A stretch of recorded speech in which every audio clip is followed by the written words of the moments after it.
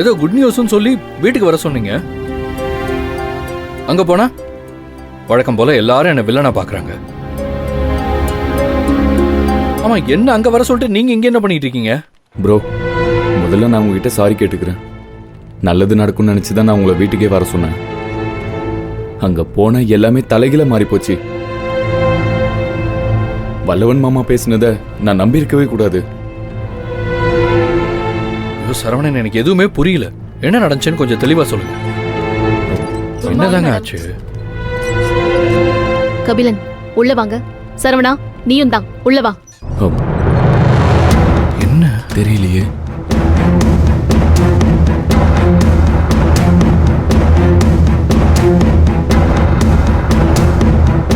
சரவண சொன்ன மாதிரி ஒருவேளை வல்லவராய மாமா மனசு மாறி இருந்தா இதுதான் சரியான சந்தர்ப்பம்.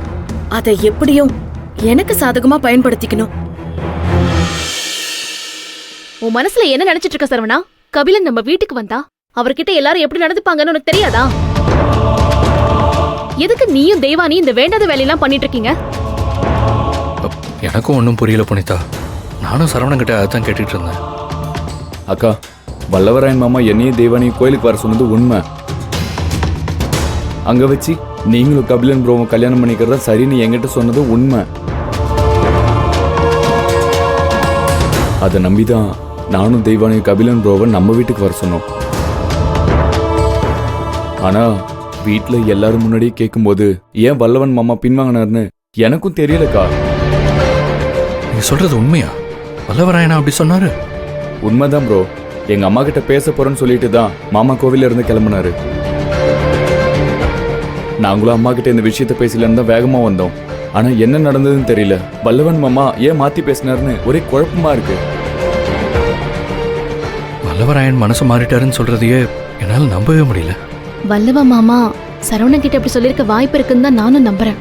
ஏன்னா அமுதா விஷயத்துல நீங்களும் அமுதாவும் போலீஸ் ஸ்டேஷன்ல வச்சு மாமா கிட்ட நடந்துக்கிட்ட விதம் அவருக்கு உங்க மேல ஒரு நல்ல எண்ணத்தை ஏற்படுத்திருக்குன்னு நினைக்கிறேன். நேத்து கூட உங்களை பத்தி பேசதான் என் ரூமுக்கு வந்தாரு.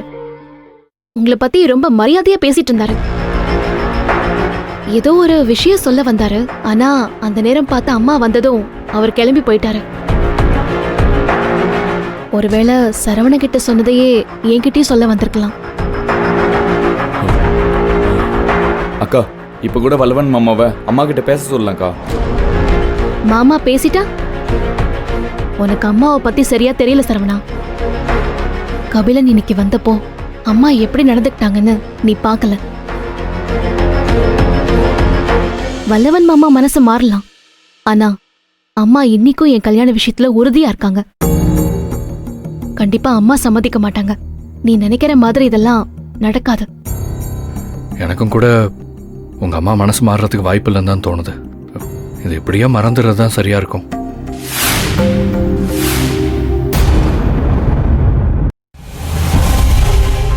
இருட்டுக்கு பழக்கப்பட்டு ரொம்ப தூரம் நடந்து வந்ததுக்கு அப்புறம் கிடைக்கிற சின்ன வெளிச்சம் கூட கண்ணை கூசும். அந்த மாதிரி நிலைமைதான் எனக்கும்.